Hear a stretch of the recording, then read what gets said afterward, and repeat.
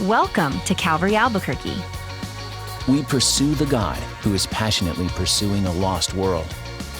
We do this with one another. Through worship, by the word, to the world.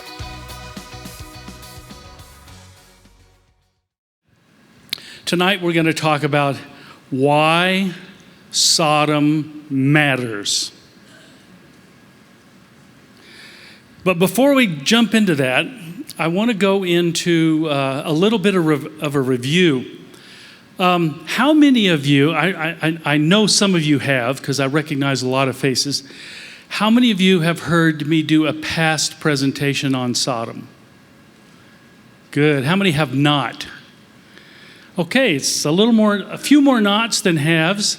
So for you folks who have not, I'm going to do a little bit of a quick review. We're just going to kind of walk through it and enjoy it together. So let me get to the first slide here. This is the one you really need. This one. digsodom.com. That's easy to remember, isn't it? It's really talalhammam.com, but nobody can ever remember that, so we use this one. It's a little easier. digsodom.com, that gets you to the website. Website's a little squirrely right now because they're working on it. We're having to update it with a lot of new stuff, so if some things and features on there don't work, don't worry, give it a few weeks and it'll be ready. The next one you need as well. This will get you on the update list. We do an update list, an update every month, twice a month, 4 times a month during the year. But during the excavation, during the 8 weeks of the excavation, we send out some photos, what's happening on the dig that day, and we do it every single day with a little bit of commentary so you can follow the excavation at Sodom moment by moment, literally, through the entire excavation season. That's a lot of fun. So if you'll just, your smartphone or your stupid phone will do it. Just text 22828 and follow the instructions, put in your email address. That'll put you on the email update list. If you don't have a copy of this, you need one. You can order it on Amazon. It is available now in paperback. You can still get the hardback version of it. I think maybe they have some in the bookstore here at Parchments. If you can't get that, you can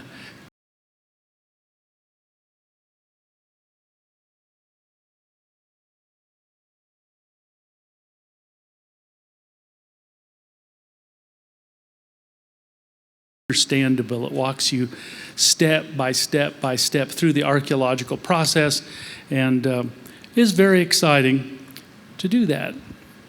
The next one. There we go. All right. We're going to do a little bit of a review because, frankly, what you really need in your life, and I always bring this up when I speak, is that when a lull comes to your life or things get a little samey, things get a little monotonous, what you really, really need is a geographical fix. You need some geography in your life. And so tonight we're going to do a little bit of geography because if you're not familiar with what we're talking about as in terms of the location of biblical Sodom, then you need to get up to speed on that.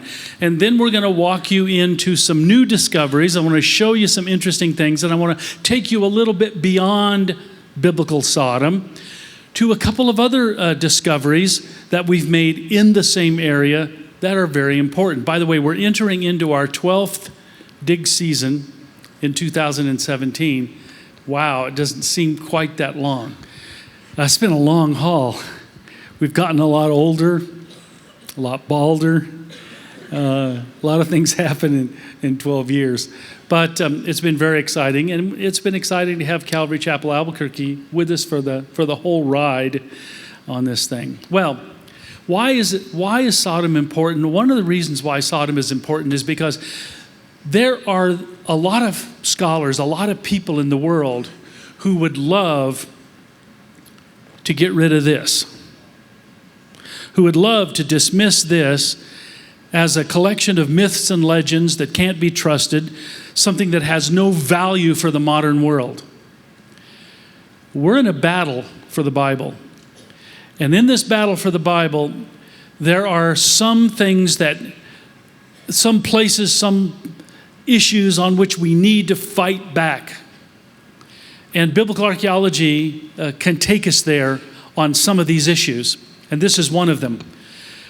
So the existence of Sodom and the cities of the plain is a good test case for the historical accuracy of the Bible for at least 3 reasons. One, most scholars doubt that Sodom and Gomorrah ever existed. They completely dismiss the story out of hand. Second, those who do believe that Sodom and Gomorrah existed, the more conservative Bible scholars, have generally searched in vain on the wrong end of the Dead Sea, on the south end of the Dead Sea, and have never found anything that scholars could remotely have confidence in as biblical Sodom. This reinforces the position of the skeptics. So if you have the wrong idea about where Sodom is located and you insist on it, and we go and look there and find nothing, that gives fuel to the debate on the side of the skeptics, because there's nothing there to support that view. So since that's been the traditional view all along, scholars have just dismissed the Bible at that point. And by the way, after its destruction, Sodom became a metaphor throughout the rest of Scripture for the wrath of God, for the judgment of God, for the wrath of God. It goes throughout the remainder of the Old Testament. It goes throughout the remainder of the New Testament. It's found in all the Gospels. It's found in the Apostle Paul. It's found in Peter, 2 Peter. It's found in the book of Jude, and it's also referred to in the book of Revelation. So Sodom becomes a very consistent historical metaphor for the wrath of God and the fact that God's statements of judgment, I almost said threats. God doesn't make threats. When God decrees judgment, it will happen. It will happen in His time and in His way, but it will happen. So, if we could get it in the right place and prove that it actually exists, that would help this situation. Well, there's a third reason. If a legitimate scientific excavation could find the cities of the plain and biblical Sodom amongst them, it would be a huge confirmation of the historicity of the Bible. And so I think these are 3 good reasons. In fact, I had someone recently come up to me and say, you know, I became a Christian because I heard what you said about Sodom, and I went and I read some of your books and I checked it out, and I came to believe in the Bible. So it can have impact. And so this is not just a fun exercise. This is just not something that we do because we like it or we're interested in it.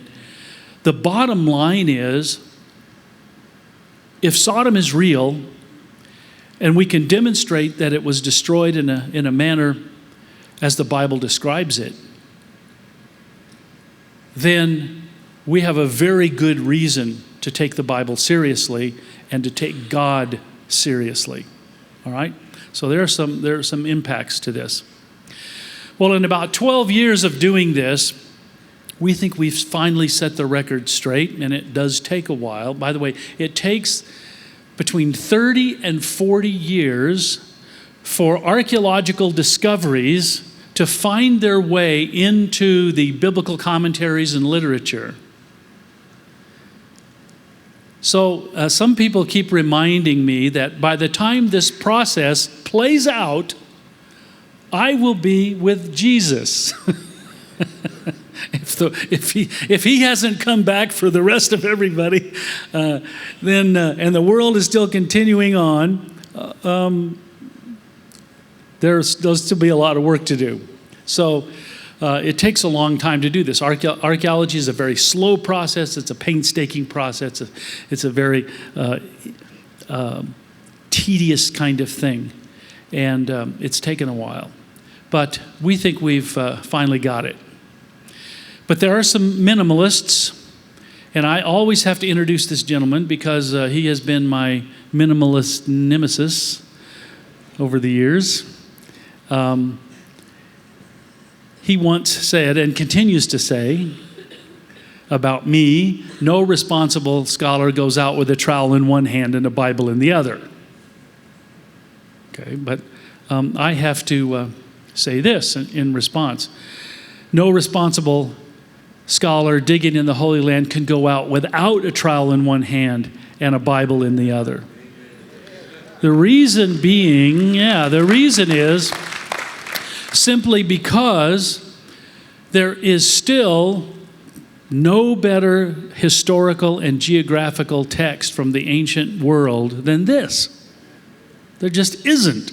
And so you have to give this thing its due, whether you want to believe everything in it or not. You still have to use it. Now, how do you go about finding a lost city like Sodom? Well, it's fairly easy. It's fairly straightforward. It would sort of be if there was an alleged place called Santa Fe, and there was no sign to it, and nobody knew where it was exactly, except descriptions that somehow it hung out between Albuquerque and the Colorado border, off a little bit to the northeast, about maybe an hour's drive away. I suppose you might be able to find it. If you follow the directions, you could probably get there, even if you didn't have a map with names. And that's how it is with a lot of Bible locations. They have a lot of geographical data embedded in the text. They'll say, well, it's near this river, it's near this mountain, it's east of this city. And if you triangulate around, you can generally identify where these places are. And this is how locations get on Bible maps. But there are three things you have to consider. The right place. If the Bible says it's in a particular location, then you go to that location. So you got to be in the right place. The other thing is you got to be in the right time frame, because if Abraham lives in the Bronze Age and you find a location that has Hellenistic or Roman ruins but nothing from the Bronze Age, then it doesn't qualify. So it has to have the right time frame for the biblical story involved. It also has to have the right stuff. By the right stuff, we simply mean that if there are descriptions about that city, then we need to check out in the archaeology whether those descriptions match what's found in the ground. And when those three things, the right place, the right time, the right stuff, when they line up, we can be fairly sure that we've got the right location, that we have actually found a city in the Bible that has been lost for a long, long time. Now, the right place means we look at the geography of the cities of the plain. So let's do that. There's a particular passage that we always have to turn to, and that's Genesis 13. Why Genesis 13? Because it's the only passage in the Bible that has been specifically written to take us to the city of Sodom. Okay? The only one. There are others that talk about Sodom, various things about it, various events, but this is the only one that will get us the roadmap, so to speak. So let's read it. I've cut out almost everything here except the geography. So let's just work our way through it. So Abram went up from Egypt to the Negev, and Lot went with him. From the Negev, he went from place to place until he came to Bethel, to the place between Bethel and Ai. Lot looked up and saw that the whole plain of the Jordan was well watered, like the garden of Yahweh, like the land of Egypt, toward Zoar. So Lot chose for himself the whole plain of the Jordan and set out toward the east. Abram lived in the land of Canaan, while Lot lived among the cities of the plain and pitched his tents near Sodom. Now, there's a whole lot of data there, but it's going to center around a particular word translated plain 10 times in the overall Sodom story, 3 times in this particular passage. The word plain is found in the phrase cities of the plain, and you'll see that here. The plain of the Jordan. But what does this mean? By the way, it is not the standard Hebrew word for plain, valley, flat place, bottomland, and so forth. There are plenty of words for that. But this is not it. It is a different word altogether. It's the word kikar. Now the word, by the way, the word kikar is used in the modern world. If you go to Jerusalem and you find roundabouts, we're starting to get a few roundabouts. You like roundabouts? A lot of people don't like roundabouts. I don't know, I love roundabouts. Because if you forgot where you were going to go, you just keep going around until you find out which direction you need to take off. So I kind of like that. But the word kikar, it means a circle. And so if you go to Jerusalem, you're going to find kikar this, traffic circle, Moshe, right? Traffic circle, Elijah. I don't know if that one exists, but you'll find traffic circles that are just called kikar. That's what it means. In the Old Testament, it mostly refers to a talent of metal, a flat circular disc of metal, or a pita bread, a tortilla in essence. All right? So talents or tortillas, that's what it means. In fact, outside the Bible, this word is used a lot, but it never ever has a geographical meaning at all. It only means talents or tortillas. There is a little meaning in the Egyptian language, the word kirker, which means to draw a circle in the sand with a stick. But kikar just basically means a circle, basically a talent or a tortilla. Now, here it is.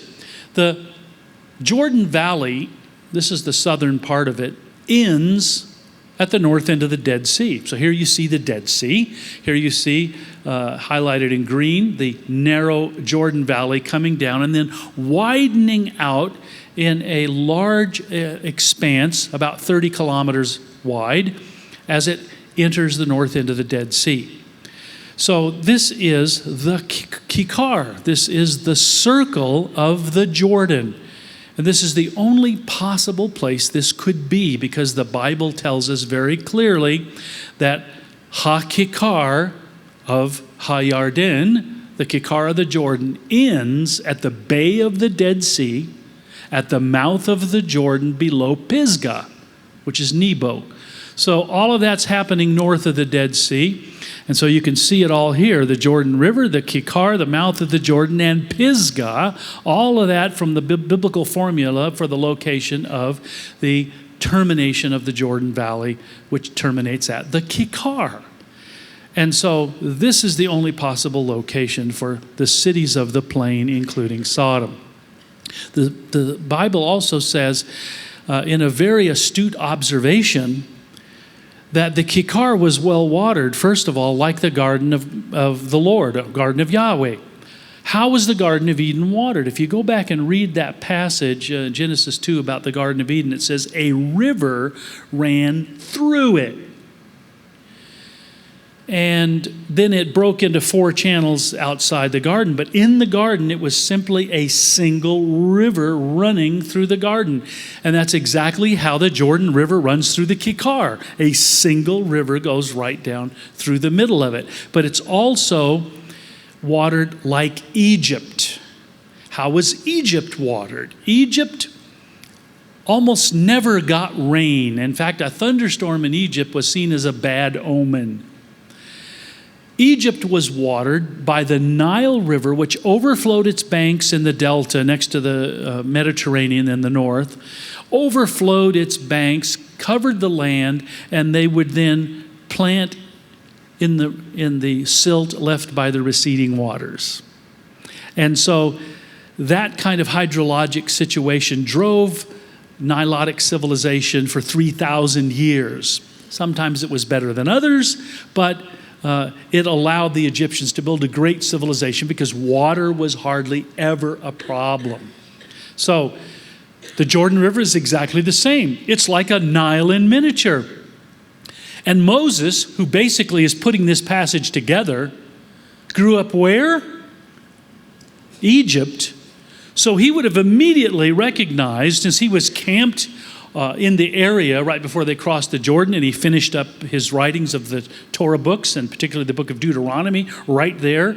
By the way, in a little bit, I'm going to show you the chair that I think Moses wrote the book of Deuteronomy on.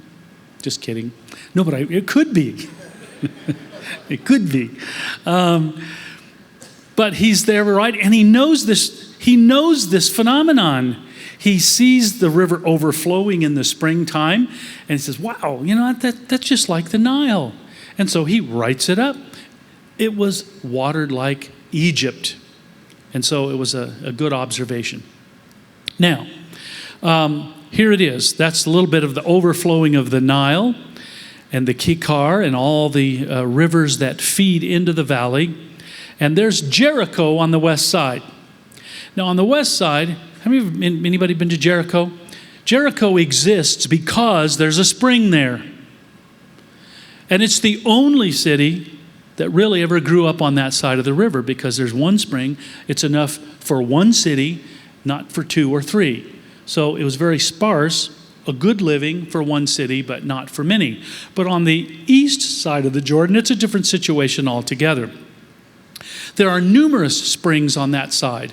Plus, there are several perennial rivers that run in on that side as well. So water just is hardly ever a problem on the other side. It's the best watered agriscape in the region. When everybody else, through the history of the region, suffers famine and drought, this location, the people in this location survive and thrive when others are struggling or dying completely. So it's an important area. The Bible also says that Lot could see the whole area of the Kikar from Bethel and Ai. Remember, it said he was standing at Bethel and Ai and he looked over, he saw the whole circle of the Jordan. Well, where was he? Here's where he was, standing. Oh, by the way, that's the traditional sites of Sodom and Gomorrah in the south.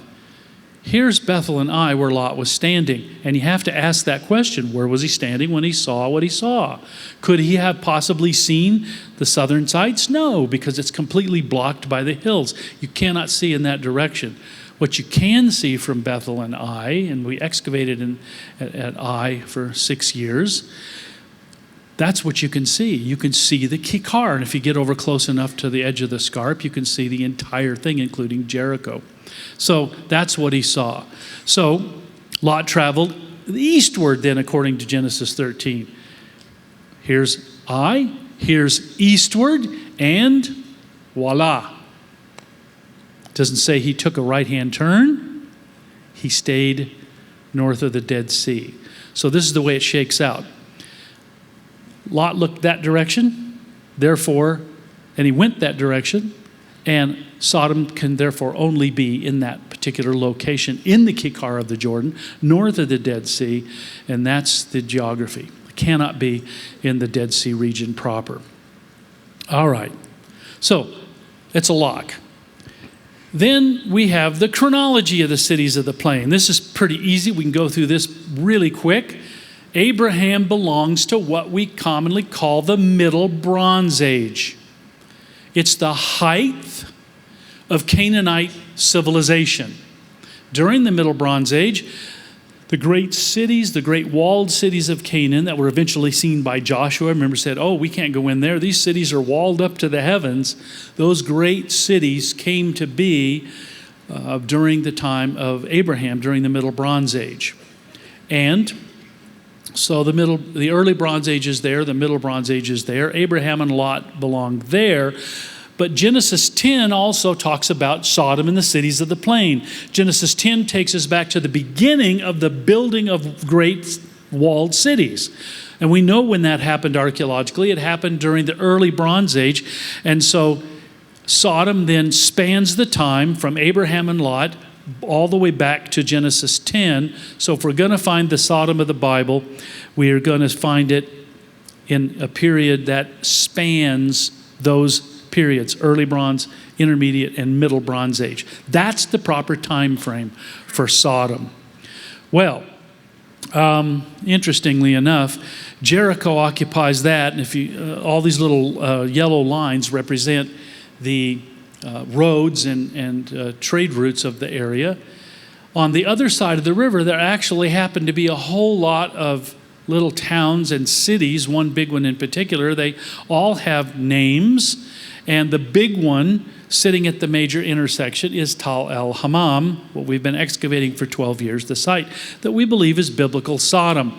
And every single one of these sites has the Bronze Age profile that could qualify it as being part of the cities of the plain. So not only did we find Sodom, we believe, but also many, many others that can be Gomorrah, Admah, Zeboim, and any other smaller cities that were associated as satellites. So here's Tal el-Hammam, and we're looking from the hills to the east over to the west, and just catching to the left there, the north end of the Dead Sea.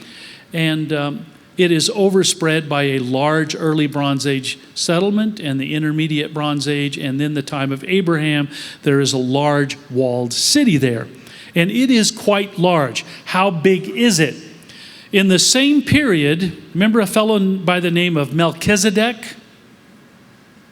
Melchizedek was hanging out with Abraham at a time after Abraham had chased after the kings. Remember, they had sacked Sodom, taken Lot, his nephew, captive, and he went after them, got him, defeated the Chedorlaomer, brought the spoils back, and the king of Sodom wanted to pay him. He said, no, no, no. And then the king of Sodom and Abraham went over to Jerusalem, to the Valley of the Kings, and met with Melchizedek. Melchizedek had a city. That city was Salem, or Jerusalem. How big was Jerusalem in the time of Abraham, in the time of Melchizedek? It was about 10 acres.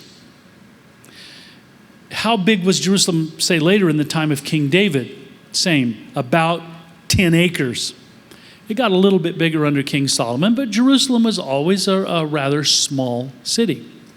In comparison, the city of Sodom, King Bera's town, was 62 acres inside the city wall, not including a lot of the city that lay and villages that lay right in the shadow of it outside the city wall. So it was really, really big in comparison to most, if not all, of the other cities in the region. So it's a large concern, and was probably the dominant socio-political force in the region. Now, what's the right stuff? The archaeology of the cities of the plain. I want to focus on one little quick thing here. It's fortified. You remember in Genesis 19:1, it says Lot sat in the gateway of Sodom. Remember that? Lot sat in the gateway of Sodom. Well, if you have a gateway, you have a wall, because that's what you use a gate for, to get through the fortifications and get inside the city. So sitting in the gate indicates that the city was fortified. This next slide, my assistant director on the Tal el-Hammam excavation project, Gary Byers, and I standing a few years ago on top of the early Bronze Age city wall. That wall is 2.2 miles long. It is 18 feet thick and was probably about 40 feet high in its heyday. So it's huge fortification walls. This is Danette and I standing atop the Middle Bronze Age rampart system. The upper city is separately fortified inside the lower city. So you have a big wall on the outside, a smaller fortification on the inside, but still very substantial. And it took somewhere between 60 and 100 million mud bricks to build the rampart systems at Tal el-Hammam. Everybody else built theirs out of packed earth. They just piled up the dirt in big berms. But the people of Sodom built all of their fortifications, including their defensive ramparts, out of mud bricks. Amazing. Nobody else did that. It's the only city where that's found. It's really incredible. So here's the southern defenses. So there's the early Bronze Age city wall, and then later they refurbished it, and they gave us some new towers on the outside, and the red color here gives us the middle Bronze Age city wall. That's the one that was there in the time of Abraham, and there's an entrance to the wall. And then we have a reconstruction of the Middle Bronze Age gateway system. This came to light about 4 years ago, and I shared that with you. I'm going to show you an updated version of that. We discovered a couple of years ago that it had a pillared gatehouse, and I mentioned that before, but I'm going to bring it back up. This is the configuration. It's completely different than any Bronze Age gatehouse ever discovered in this part of the world. We think it's because the people who early on settled at Sodom, what became the city of Sodom, were originally, many of them, from the island of Crete. They were part of the Minoan civilization of Crete. And if you study the Cretan civilization, you begin to understand that they had an interesting, unique kind of culture to raise young boys, and and I've talked about this before, and I really don't like talking about it, but it was a homosexual arrangement where older men took for a period of several years a younger, starting at 12 years old, a 12-year-old boy, and mentored him for about 10 years, including all the physical activity that goes with that. And this became the warrior culture of the Middle East, by the way. And this kind of culture was spread to Sodom. And it probably has something to do with how the Sodomites reacted to the young men, the angels, who came to visit Lot to warn him of the destruction of the city. And so there's all kinds of little connections going on here. And so this ties us to the Minoan culture. This is how the Minoans built their buildings. And interesting, do you see as you go in this, if you ran in the gate and weren't paying attention, what would you run into? There's a pillar right smack in the central access of the gatehouse as you come in the gate. Who would do that? Well, it's a notable question, because guess what? The Minoans do that. Their temples are built that way. Their buildings, they always have right inside the doorway a central pillar, and we have that feature here as well. So it was a pretty exciting thing to discover that, because it makes it quite unique. It even has, we think, a light well associated with it. Well, here's what it looks like. This is Dr. Lane Rittenmeyer's cutaway drawing of what that gatehouse with its flanking towers looked like. And so it kind of starts to give you an idea as Lot sat in the gate. This is the gateway that he was sitting in, and he was probably sitting in that very gatehouse in the shade as people came in and out of the city doing whatever he did in the gate. And then here's a recent reconstruction drawing of what the city of Sodom may have looked like. We haven't excavated all of it yet, but we can extrapolate because we know where the residential areas are, we know where the temples are, we know where the palace is, and we know where most of the towers are. And this is a really good, faithful rendition of it. Kind of gives you an idea. Just throw in one little exciting discovery. This is one of the most exciting things for me. It's just a little tiny thing. It's 3 or 4 plates of scale armor wrapped in a tunic from the city of Sodom from the time of Abraham. This is a piece of the cloth that you can see. Cloth preserved from the time of Abraham, from the city of Sodom. It's amazing. It's just a little tiny thing. But these are the kinds of things that can get an archaeologist excited. We can actually tell that it's probably made out of linen. It's not wool, it's linen. Just a couple of pictures here while we're at it. not from this past season, but from the season before. You can see what it looks like on an average dig day. And I hope that some of you, will go with us this coming late winter, late January through early March. You can take 1 week or 2 or 3 or 4, whatever you like. Come and dig with us. And if you want to know how to do that, say, oh, I'm too old to dig. So am I. Right? In fact, our photographer now has just turned, I think he just turned 84 this year. He started in his younger years and is still going strong, going up and down those hills, taking all the photographs. If you can walk a mile on uneven ground successfully, then you can be a good volunteer digger at the Tal Hammam Excavation Project. We would love to have you. And if you want to find out about how to do that, just give me a call. Come see me afterward, or call me at 33 Bible, and we'll be glad to talk to you, tell you how you can do that. This is what it looks like when you get to a final photograph, and everything that you've excavated over the last 6 or 8 weeks is all spit shine, polished, cleaned up, swept, all looking good. And then you take these photographs, and of course, here we have a whole lot of different layers represented from different periods. Now, just quickly, I want to bring some of you who haven't heard of the destruction of Sodom, evidence that we've found. I wanted to bring you up to speed on that. In this particular area where Tal Hammam is located, there are no late Bronze Age sites. What that means is that during the Middle Bronze Age, in the time of Abraham, all of these cities in this civilization came to a screeching, sudden halt and did not continue. They completely died out for the next 7 centuries. It's really unusual because, remember, this is the best watered agricultural land in the region. They just died, were wiped out suddenly, and then nobody lived there for a good long time, or at least there were no cities and towns in the area. People still had to cross the area and use it because of the trade routes. But in this area, it's interesting. There are just 0 sites from the next period.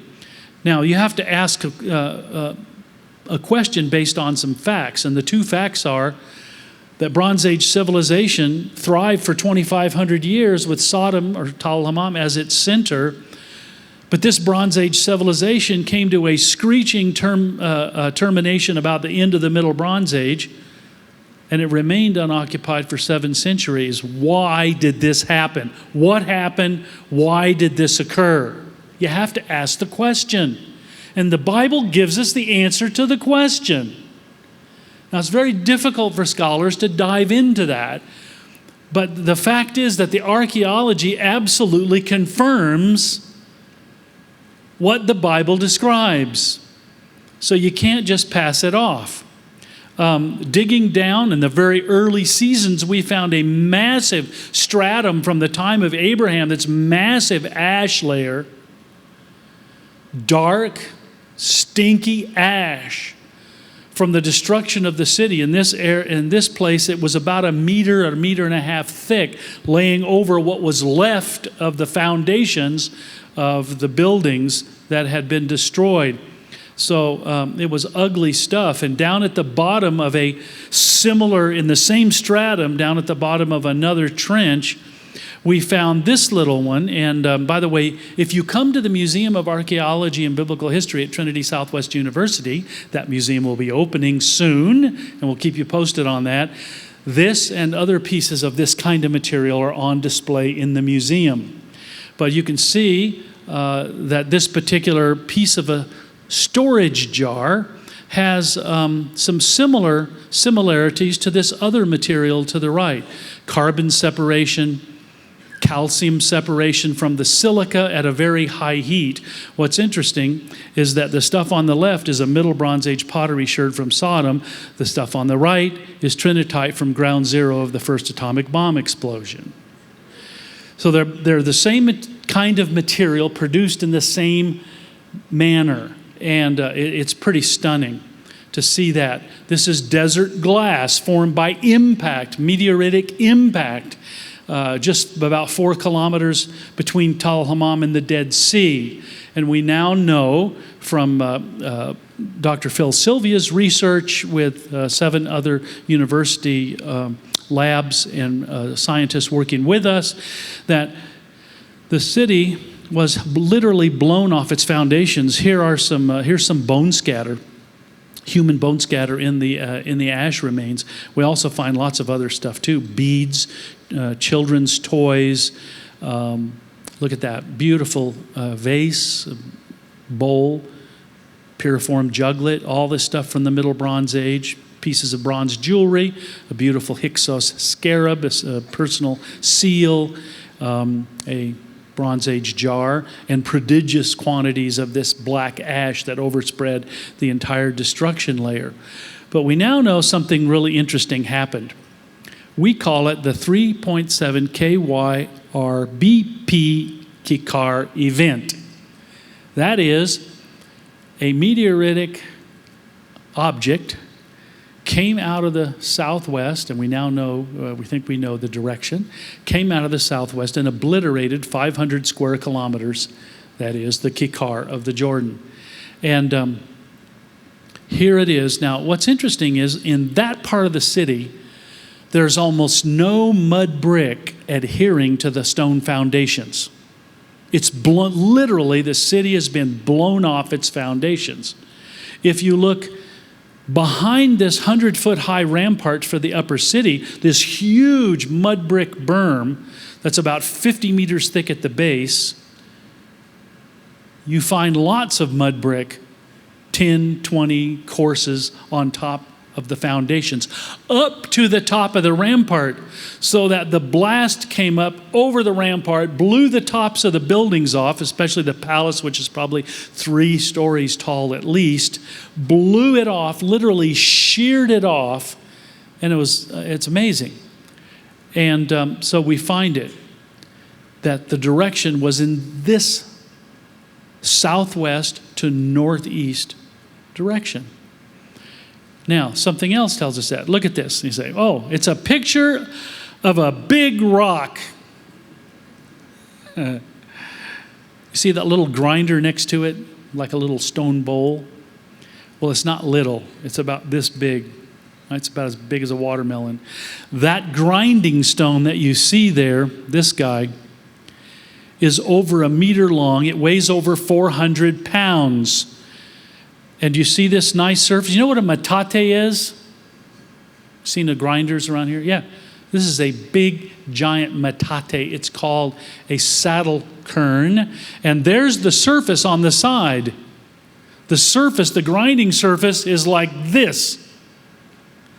That stone was on a little pedestal made of mud brick. And you'll never guess which way it was turned over. From the southwest to the northeast.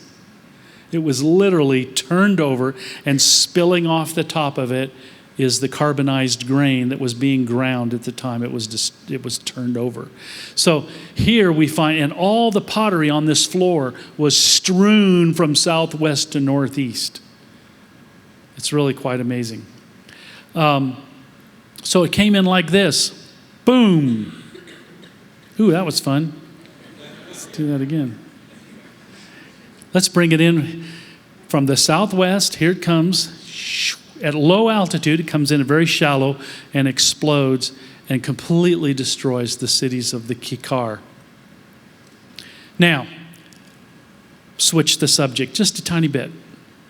What happens when you ignore the biblical text? In this particular case of the Kikar geography, good things do not happen geographically when you ignore the Bible. Let me show you. I'm going to show you some pages from the #1 historical Bible atlas on the planet. It's a really good one. It's very scholarly. It's really the only scholarly Bible atlas that you could get away with by quoting in an article, a scholarly article or a dissertation. This is and he has a map of the Holy Land in the various archaeological periods. Well, here's one from the Chalcolithic period. This is the Copper Stone Age, the time right before the Bronze Age. But look at this. The whole area in the Kikar, the northeast of the Dead Sea, where we're working is blank. It's blank. Look at this one. This is the early Bronze Age site map. It's also blank. It's blank. Look at this one. Here's the intermediate. Except for Iktanu, it's blank. By the way, Tal el-Hammam is now known in the scholarly world as the largest intermediate Bronze Age city in the southern Levant. We're the biggest. There's nobody else. I guess why we're the biggest. There isn't another one.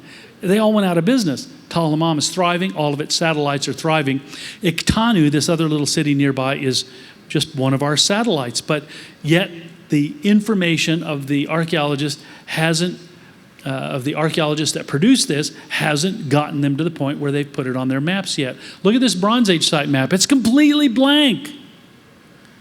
Now, when you ignore the Bible, this is what you get, because look at the actual area northeast of the Dead Sea. You have lots and lots and lots of places. Many of these have been excavated. We've excavated Tal el-Hammam, Kafrain, Nimreen, others have been excavated. People don't pay attention to it because it's not part of their narrative. They haven't incorporated the biblical story of Sodom and these events into their narrative because they don't believe they ever existed. The blind leading the blind. So, this is being corrected. By the way, people often ask us, how is the Tal el-Hammam Sodom excavation project being treated in the scholarly community at large? Well, the last 3 years, I've been invited, I didn't have to put in to read a paper and get accepted or rejected. I was invited to present about Tal el-Hammam at 3 of the major conferences, world conferences. This last, just a few months ago in April, I'd been invited and went to present in the Jordan Valley section of the Chalcolithic to EB1 section of that conference. It was the International Congress on the Archaeology of the Ancient Near East. And I was invited to present. So how are scholars treating it? Well, very, very well from an archaeological point of view, because they're really going to look ignorant if they don't include it, because it's so very important. So now we're being routinely asked to participate in these presentations and conferences about Tal el-Hammam. And by the way, while I was in Vienna, we were having this dinner, a reception at the palace of the governor, the mayor of Vienna. And one of the archaeologists who actually works in the region was not in my session, but she actually came over and she said, Steve, you lucky dog, you have such a great sight. How did you find Tal el-Hammam? And she proceeded to get an earful of Genesis chapter 13. And she just smiled and walked away. But they're starting to find out you can't ignore the Bible and get away with it. You have to pay attention to the text. All right. So I start goading them with things like this. If in the past archaeologists and Bible scholars had taken the Sodom tales seriously, they would have discovered the civilization in the land of the Kikar a long time ago. But they didn't, and they didn't, right? But we did, and we did. We just followed the text. It was as simple as that. Let me just, as we start to wrap this up, show you a few things from this past season. Working away, you see our folks, this great jar, it's about this tall, and it was terrific, but completely empty. Didn't even fill in with dirt, and it had no lid. But when we unearthed it, it was completely empty. You could stick your arm all the way down in there. Don't know why, don't know how that happens. I've never seen that happen before, but there it is. Beautiful jar. These were our folks digging this year. And this was a spectacular find because this hardly ever happens. This is there was a third jar. It's already been taken out. You see a gufa on the right there. These are 3 large storage jars packed with grain, carbonized barley. And let's blow it up and look at it. This is 3,500-year-old carbonized barley. It's amazing. Now that's from a special place. I'm going to spend the last 3 minutes doing this, because we discovered something in the last 2 seasons that just floored me. I didn't see it coming, wasn't looking for it, but it hit us like a ton of bricks. Moses and the Israelites in the Bible, when they got to this location, it's called the Plains of Moab, they camped from Beit Yeshimoth to Abel Shittim. And here's the passage real quick. Moses and the Israelites camped on the plains of Moab by the Jordan across from Jericho. There on the plains of Moab, they camped along the Jordan from Beit Yeshimoth to Abel Shittim. Now, scholars have already identified our site, Tal Hamam, as the area of Abel Shittim. What that means is the place of mourning a catastrophe. Abel means a place of mourning a catastrophe, where there are shittim, acacia trees. Okay? Now, we're already that, but this other thing is interesting. What is Beit Yeshimoth? Beit Yeshimoth means house of the desolation or the destruction. House of the desolation or destruction. Now, I never even thought about this before. I thought, it's just kind of a place, kind of a geographical place, because Sodom was destroyed and there's nobody living there when Moses gets there. It's just a blank plain. That's why they don't have to fight anybody. They just pull up all the Israelites and camp there, and they just wait to cross the river. But Moses, being a general, would have noticed that on the top of Tal El Hamam, former Sodom, on the top, there had been built a little house. Now, here's Abel Shittim, and there's Jericho across the river, by the way. Moses' command encampment would be on the top of that site because of its 360 views, and the Levitical campment would be around it, and the Israelites then would just camp wherever they could. Now, it looks like this. That's Moses' command camp, the lower city, the Levitical camp, the tabernacle in yellow, and the Israelites camped all around it. It's a perfect setup. But what's interesting is Beit Yeshimoth. Now look at this. We discovered on the top of Tal El Hamam a single, isolated, freestanding building from the time of Moses and Joshua. It was a tariff house. I'll show you in a minute why we know it was a tariff house. But it's just about a few meters by a few meters. It's overly built. It's got huge beams. It's a government thing. This is not a house. This is a government building for collecting taxes from the people who are coursing through the area. And guess what? Let me just show you here. There it is, right there on top. Here it is, right on the top of the pile of the ruins. That yellow represents that house, the fallen down. Look at this huge beam, 30 centimeters in diameter, and there's a carbonized chair laying on the floor. Here's what I think. I think Moses would have co-opted this particular house when he came there. Why not? You wouldn't have destroyed it. You would have used it and then destroyed it on the way out. I have a sneaking suspicion that Moses used this furniture. This is a leg of a chair carbonized on the floor. There were other things. There were also balance scale pans made of bronze, so they were enacting business, and some weights. I really think that Moses very well could have co-opted and used this particular house for the several months or a year or so until they crossed over the river, and on a table, seated in this chair, one of the other chairs that were carbonized on this floor, Moses completed the book of Deuteronomy.